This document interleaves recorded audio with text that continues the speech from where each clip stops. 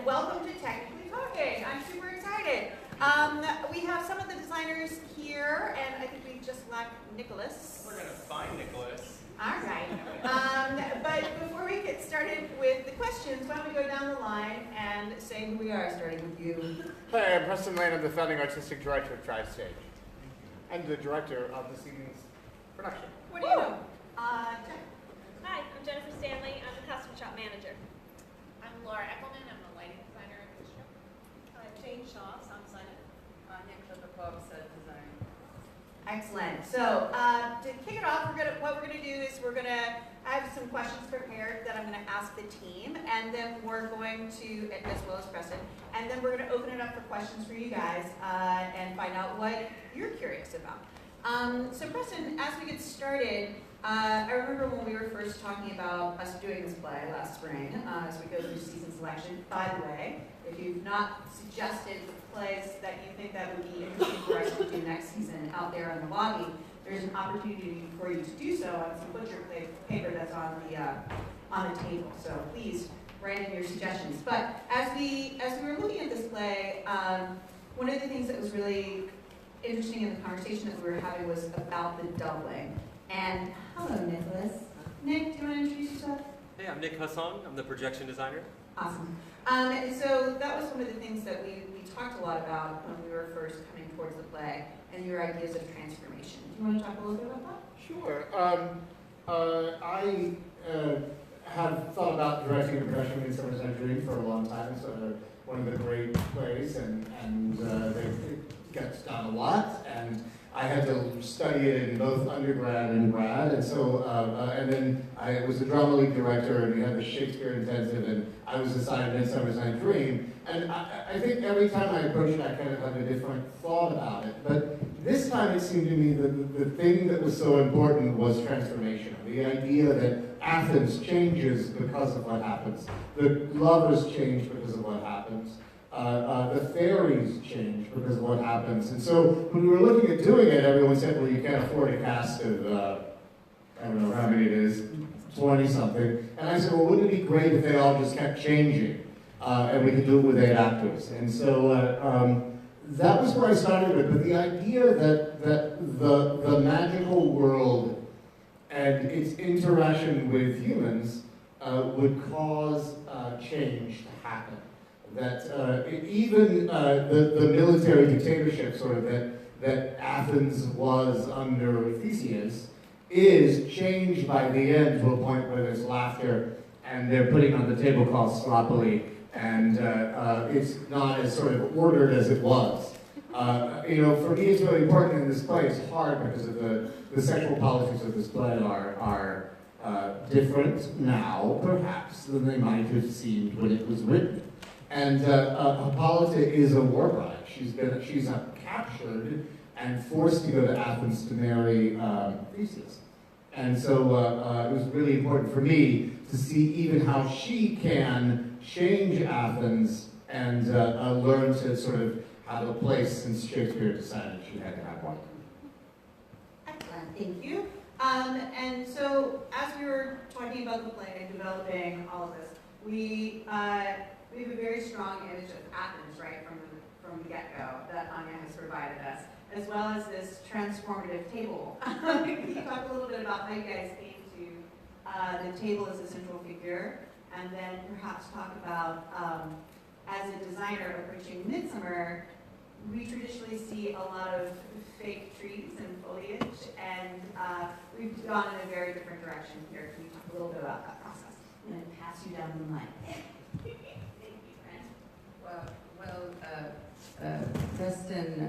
Preston's idea to double, triple cast all the actors was really inspiring to me because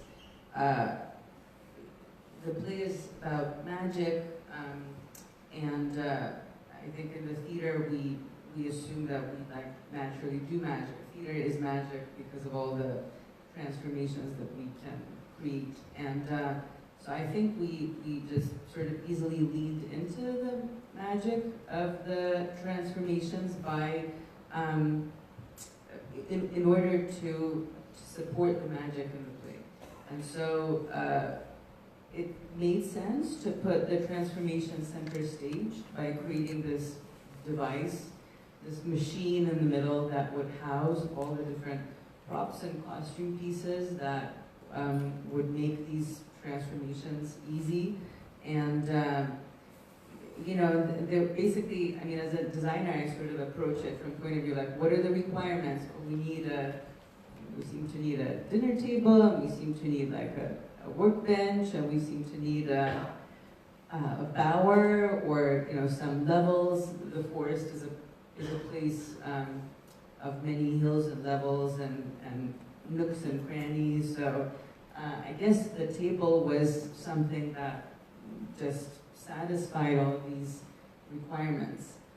In terms of your question about the foliage, I mean, I don't know, is there really still a lot of foliage happening in production of it?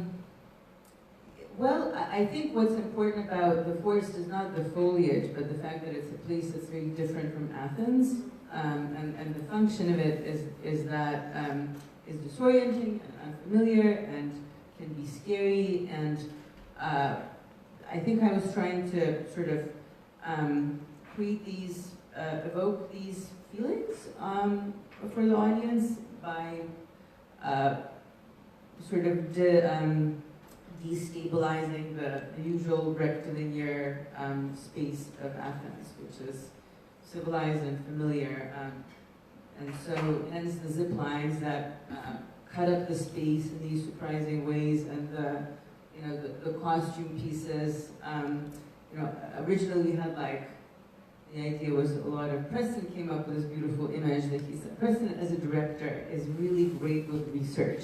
He will like send one piece of research and it will be really surprising and inspiring. So he sent me a piece of research which was a giant pile of clothing with a Greek statue in the middle of it. It was really weird, but it made sense for this chaos, the forest that is born out of all these costume changes, out of all these transformations. So we, had costume pieces on the floor, and then, oh, why don't we put more costume pieces up in the air to create, this sense of, trees or branches, and then they looked like somebody's laundry, and I was like, oh shit, this is a really bad idea. So we made them red because they enhanced, or they worked with Titania's dress. She's in this beautiful red. I mean, that's kind of where that came from. Thank you. So, Anya, talking about the difference of the fairy world versus the human world, and Jane made a very specific choice to use amplification for the fairies versus the humans, and the sound of Athens is very strongly different from the sound of the forest. Can you talk a little bit about your choices there, and what drove you towards amplification for those characters? Well, I'll just say I was looking for a real shift, and it didn't want to just be. I have seen a lot of foliage recently in Midsummer, and to figure out what that forest meant for us. And Preston had talked a lot about sort of the not being the sort of beautiful twee fairy, but like really getting at what the fairy might be. And I guess I'm going at it from two places. I'm not sure I can answer the amplification question, actually, to be honest. To me, it just feels like they speak in the world, the space that they occupy is different, and so their voice is going to therefore reverberate differently. And to be just very pedantic about it, your voice works differently in your bathroom than it does in your living room. Hence, if you were a fairy, your voice might work differently if you existed. So, so it's, so that I think was the, and so then also like, there's the sort of the three main lead fairies are wearing mics, but there are also area mics in the space so that when they've done something, like they've put a head on Bottom, then the whole space has got a little bit of reverb in it, so that even if Bottom is talking, even though he's not really a fairy, but he's been affected by the fairy, it's lifted in some way. So I guess that's the amplification bit. But to me, the real challenge of the piece was figuring out the danger of the ferries, and I think we're all looking for how to fix our current lives and how to, like, where can we go to solve what's happening. Is it a fire? It's a fogger. It's the fogger.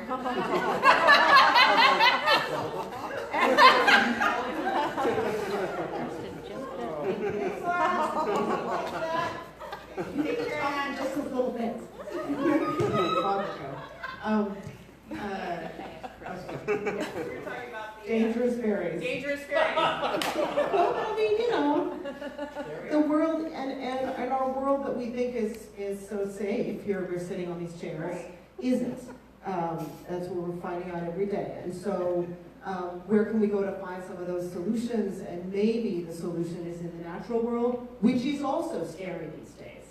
So, like, it's a great play to, like, think about at this moment. Yeah, the idea that we've been talking about in rehearsal, the idea that going out into the woods, we've gotten away from that experience of being in the woods and how dark it is and how terrifying it is and how easily lost we are without our little computers that are in our hands all the dang time. So just the idea of being in the forest and being removed is a little terrifying and disorienting. Yeah, very cool. So Laura and I were talking earlier, and she mentioned to me, of course, I was like, what am I asking about that? Technically talking, which is that she specifically is making one of our core values here at Triad Stage is artistic risk, and she feels like she's taking a bigger artistic risk or challenge with this particular production, and is challenging herself as a designer in different ways. Do you want to talk a little bit about that? Yeah, sure.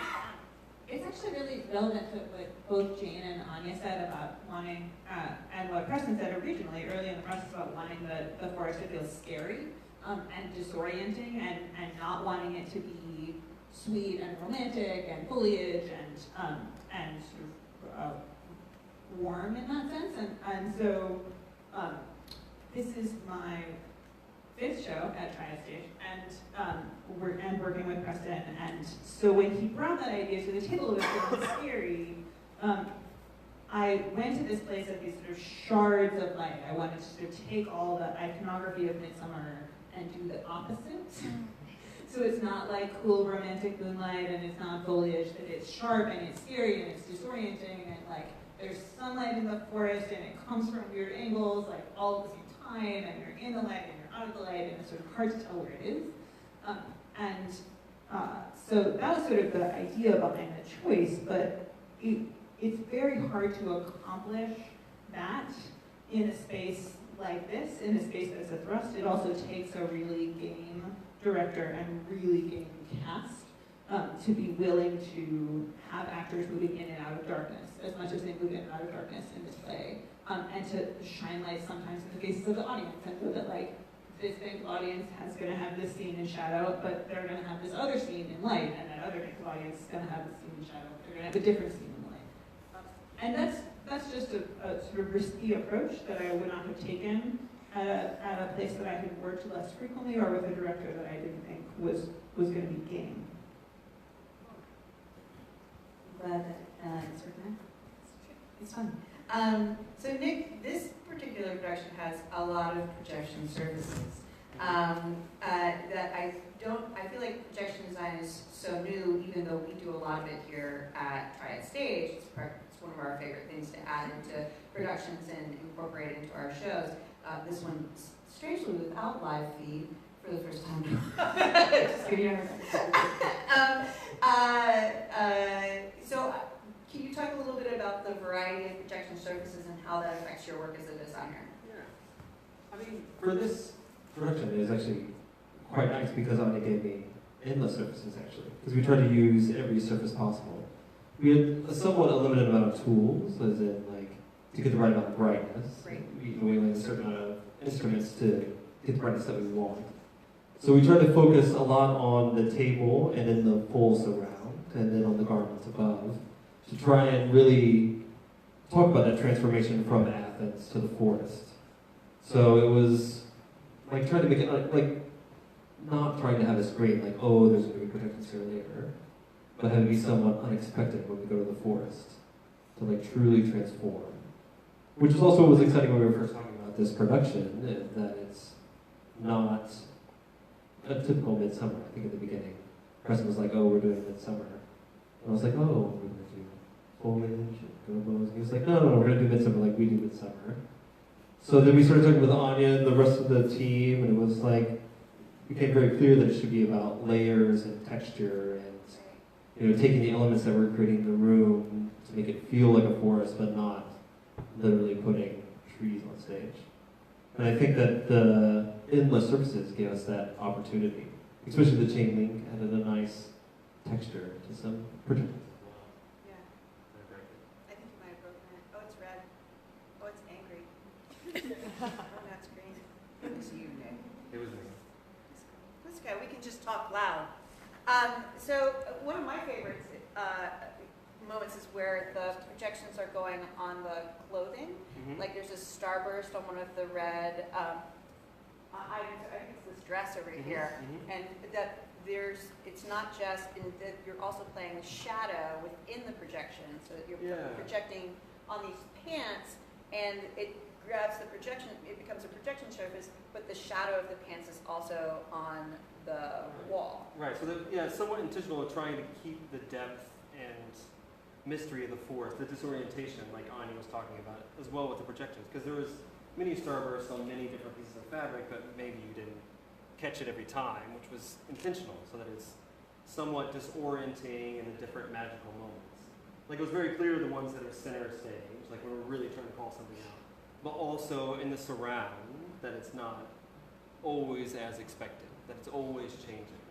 Yeah, very cool.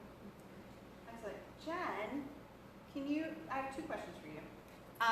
First, you are our costume shop manager. Can you tell us a little bit what that entails? Sure. Well, in this case, I worked with a costume designer, Hannah, and I helped develop her designs in the costume shop. And so with myself and my other staff members, we basically tried to figure out how we were going to bring Hannah's designs into reality. And so one of the main things, of course, was the masks. That was what I was going to ask you about, of course. That Talk was about the process of making those masks. Absolutely. The big thing was the masks, and that was probably the most time-consuming thing of everything on the stage, because a lot of the items were store-bought items, so we didn't have to worry so much about those things, which was nice. So then we could put our full concentration on the masks. We basically divide the masks up into people projects, you could say, with the help of props. They helped us get these things done. And so, we used a product called Veriform. The Veriform is a very lightweight substance, which is nice because they're not heavy at all. They may look heavy, but they're super lightweight. Actors love it. They can see through it. They can breathe through it very easily. They don't have to worry about any of that. And it's also durable. These masks can take somewhat of a beating and not get crushed or smashed or any of that. And so the Veriform is a product that basically melts or molds when it melts. You can use hot water. You can use a hot gun. You can use a hairdryer. These different things help mold the product. So we started out with clay, and we molded the clay to look like Hannah's designs, and we did it like on a head form. And then once we have that done, that's when we take the material and then we mold over it. And then just through process after process, you get what you want, and then we paint it, used acrylic paint, we used some spray paint. The materials that the masks are made of to enhance it is raffia. We used some plastic straw to have some really stiff parts. We also had some tulle. And all of these different elements was incorporated to represent the fairies. Cool. Very fun. Great. Thank you. Thank you, designers and Preston. Are there any questions that you might have about the design process or about our process of getting to where we are right now and what we're about to do as we head into rehearsal again tomorrow. Questions? I enjoyed seeing the actors interact with the audience. I've always wanted to be a groundling. Well, you were tonight.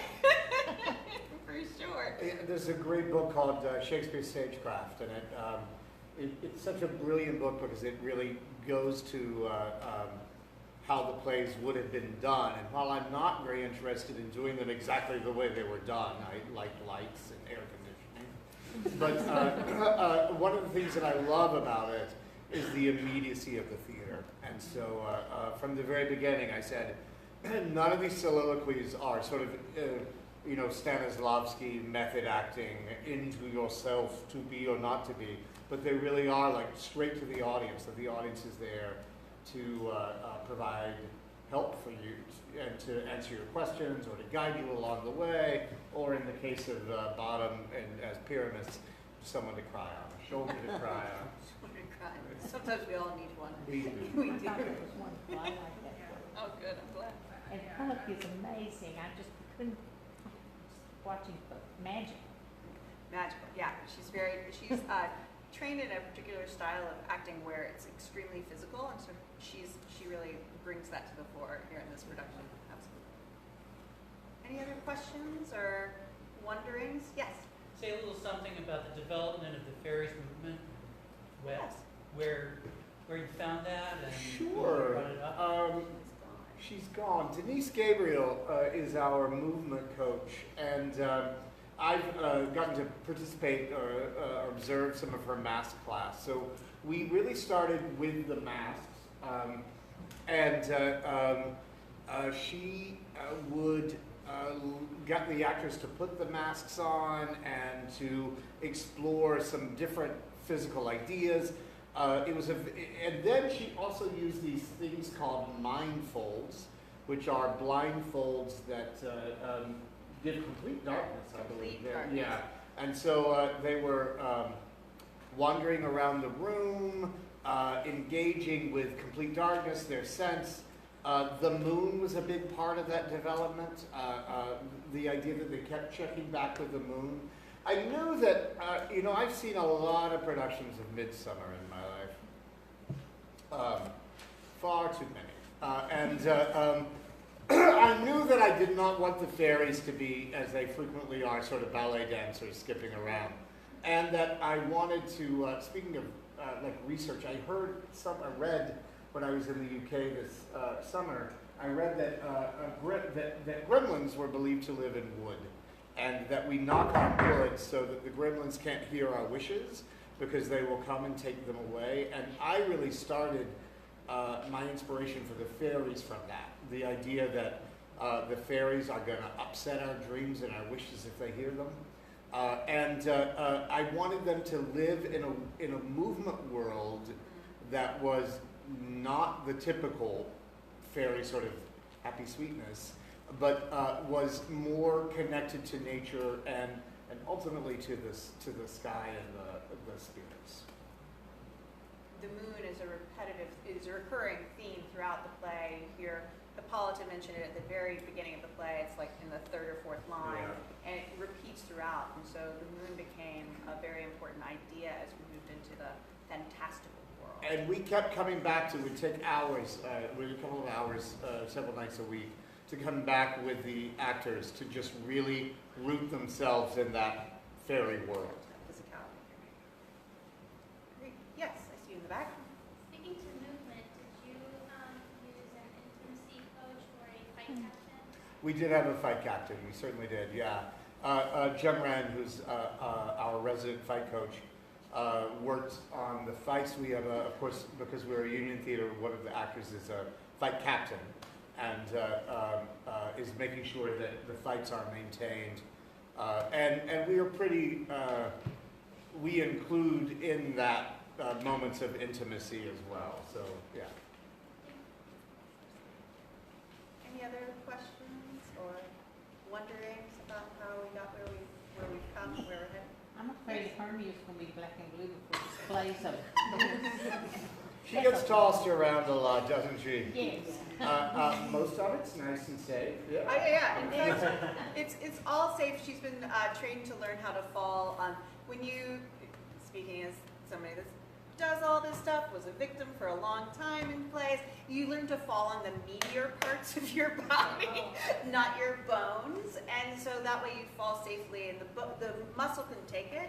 Whereas if you fall on like a hard spot, like an elbow or one of your bony areas, it's a lot more damaging. And so that's one of the things that we work on with our fight choreographer is really structuring and how to fall safely, and how to make a big deal of what's going on the top while the bottom is nicely resting safely. So that's a lot of distraction up here with our voice and our hands while our legs are very nicely setting us down.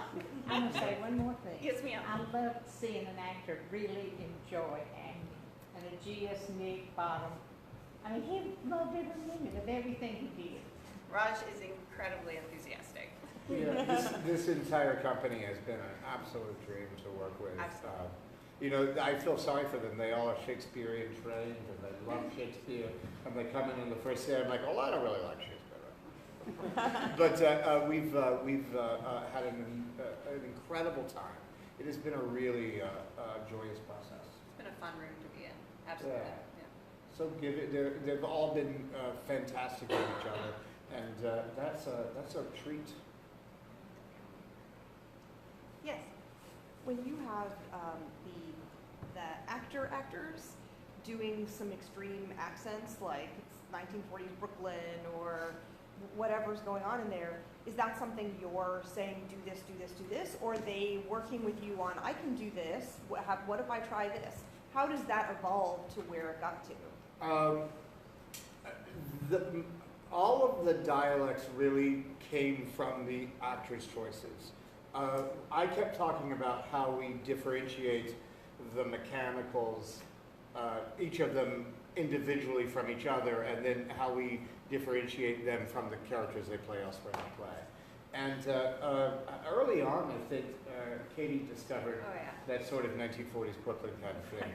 And then we've sort of seen that kind of fall in as the characters are developing. I became fascinated by the mechanicals.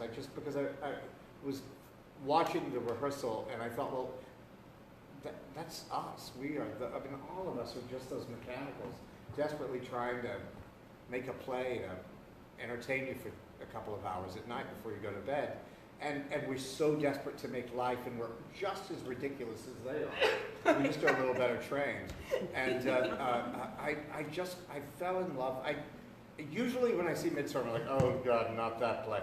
But I fell in love with them this time. They became for me the linchpin for me, because they are so desperate to transform. And while other people can do it magically, they're trying so hard to do it, and that just says that's who we are. You know, a bunch of mechanicals. I was sitting there thinking, they are Preston. Plays you've written, and they are Preston. Well, the young man playing Peter Quince became very fascinated with Preston's glasses and so weird hand things I do. The hats, the whole nine. Imitation is the highest form of flattery. Yes, there would definitely be some source of that. I thought I said a hand over here. Yes, sir. I have a question for Sam. How did you come across the opening ambiance music? You mean pre-show when you walk in the theater? That was different tonight than it was yesterday. Yeah. Might be different tomorrow. So we were trying to just set up that war world that they're coming out of. And so then it's like not war, because it's already happened. So military installation. So then but I also wanted to be like modern. I wanted no question that it was now. So there were jeeps and planes and the Garbledy announcement too thing. What did you think when you walked in? I mean, that was the set. I was just like, okay, this is a Triad stage production. Okay. Like, Don't know where they're gonna go Don't know where to go with this, but okay. Yes. But no, is that but yeah, once I read the dramaturgy notes, I was like, oh yeah, DC's, oh yeah, okay. And then I was like, okay, because it actually worked, like unconsciously, it actually told me. And the same thing with projections of the light is that I was like, how are you gonna change those red clothes? And then you look up and you're like, oh wait, they're green.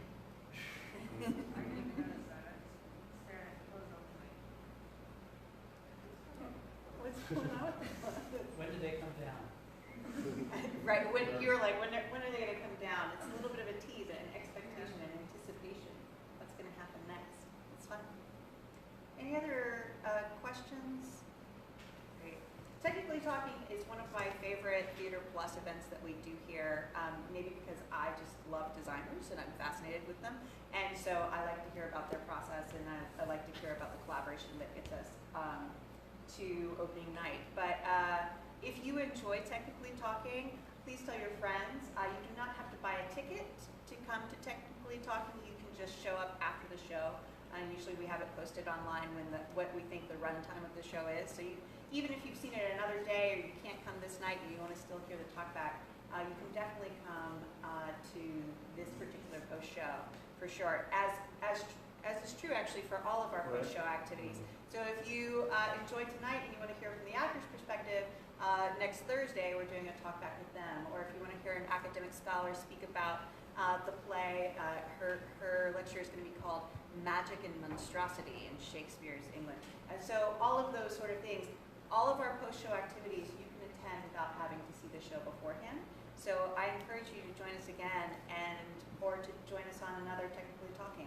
Please tell your friends about them if you enjoy them so we can have more and more audience. Great. Thank you so much for your attention.